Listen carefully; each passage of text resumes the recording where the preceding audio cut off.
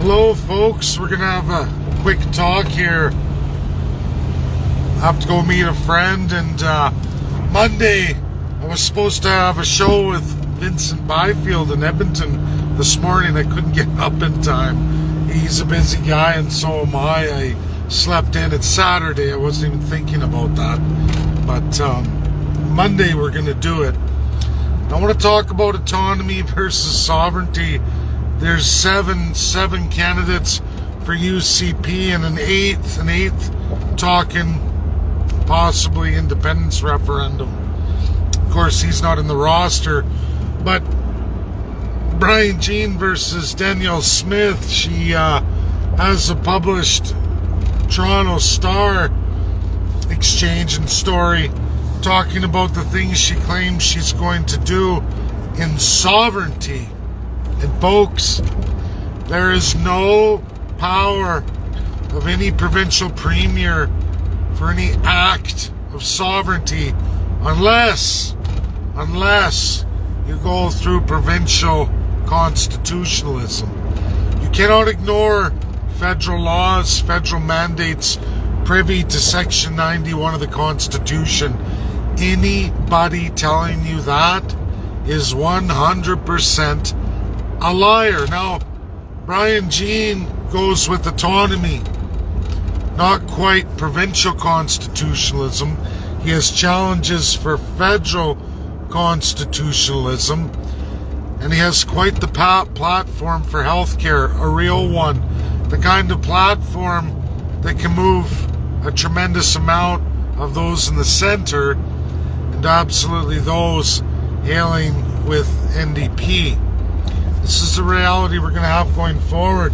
I would like to see the candidates embrace constitutionalism. I would like labor rights put forward, a real challenge to the base of NDP. I would also like to see real challenges for domestic Alberta businesses, especially the small businesses that hold 60%, folks, 60% of the employment in Alberta. I would like to see that brought forward by the only legal path forward, provincial constitutionalism. I don't see how business persons with a defined set of goalposts, labor and unions with a defined set of goalposts, not getting behind that. To me, that brings everybody on board when brought forward properly in a proper platform. But the idea of sovereignty and changing this tax structure of the federal government is 100% a farce too. I've heard that lots from a lot of people. WHIP is a group that states that, and they think they can do that. Well, the reality is you can't. Jason Kenney wasn't ever going to do it.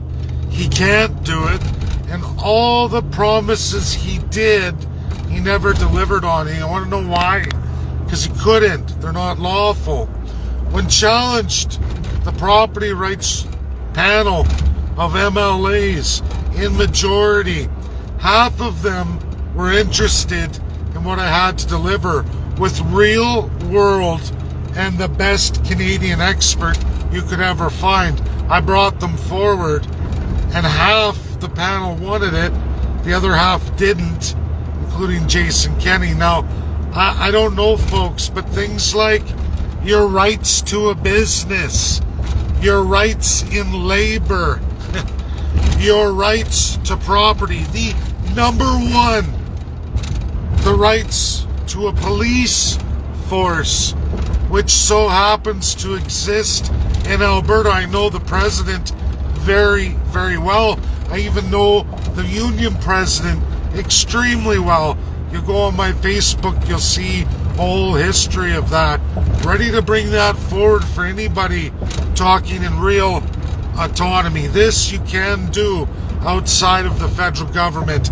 I'll give that, but I know if you don't include the Treaty Indians of Alberta in a provincial police force, if you don't include all the chiefs and the grand chiefs provincially, And I know one police force that pound for pound is just as qualified, if not better, than the RCMP. They're much cheaper, as well as they have federal overlap. Now, it's not military police.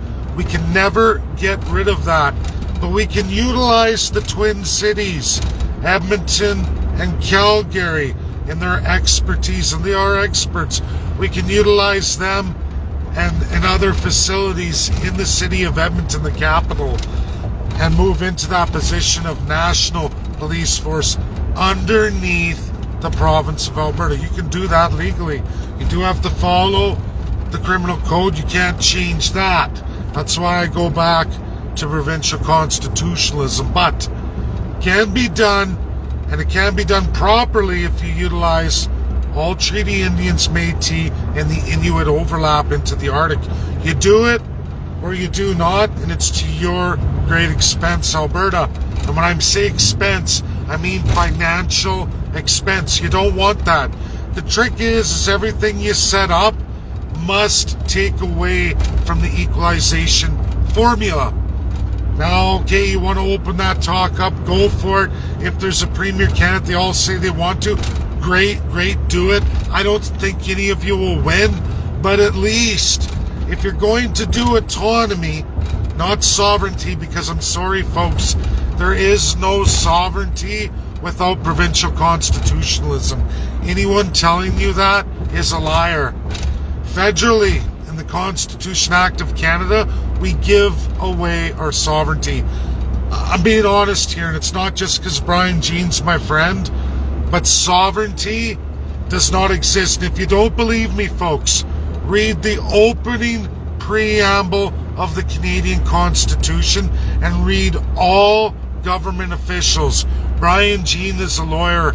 He would never lie to Albertans and say, I'm going to give you sovereignty, or any First Peoples, not Treaty Indians, not Métis and Arctic overlap of Alberta through Treaty 8. No one can promise you sovereignty because Canada has that privy and they've already given it away to the United Kingdom. It's right in your preamble, which means the Governor General of Canada, the royal family. And that's just the reality. We can limit that, we can transform that through provincial constitution, not a sovereignty act. That's called a lie. It's called bullshit. So I'm sorry, folks. There is a way for the police force. Any candidate can bring that forward if done right. But you must include the Treaty Indians, Métis, and Inuit if you want it to make economic sense. This I guarantee all of you. Brian Jean does have a healthcare platform that is phenomenal. I've never seen anything like it in all of my political years. It's revolutionary. I'll give him that.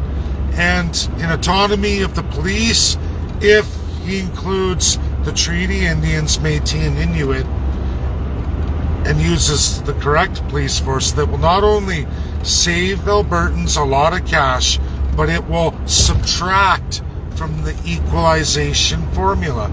Think about that. And some federal transfers. The other provinces will be restricted, which means equally all the other receiving provinces won't be able to take that from Alberta. It will be subtracted. Anyone wants to challenge me on it, you can hear all about it Monday morning. Real, credible, and verifiable. More than that, I'm going to go into provincial constitutionalism. Absolutely. All through it. Vincent Byfield, who has all the candidates and even interviewed the 8th candidate that a lot of folks don't like to talk about. But folks, that's the reality. We could spread this right across Canada, strengthening every single Canadian. Think about all your massive civil rights, all your human rights that are not enshrined or protected. Monumental property rights that belong to each and every province. Monumental, your health care, your education. We could go through all of them. Your water rights, your resource rights. These are not little things. The property rights is the biggest of all of them. And a lot of folks aren't happy with the way the country's running now. A lot of that has to do with not having any cemented provincial constitution. These provincial Bill of Rights balonies, it's all a lie, guys. It's all a lie. You need a real provincial constitution. From Section 58, it's the V of the 1867 portion. And it's also Section 92. Federal government is administering everything upon every Canadian provincially that they're not supposed to be, because nobody has enshrined Section 92 since the dawn of Confederation for every province, regardless of what year they joined. This is the fight. This is the unifier that should and will unify all left and right parties into one. You can do it, and for the first time, Canadians can control the government's reckless abuses of the people. You can make it we the people. That is their all biggest fears. We'll see what all these candidates are going to come up with, folks. We'll see how that goes. Off to the races, so to speak. I got a friend of mine who wants me to come check out his race horses. I'm going to do it.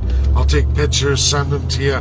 Had a fun day with the girls and some locals here. It's just been terrific. Fun day. I'll let you know, and stay tuned for Monday. That's a big one. Bye all.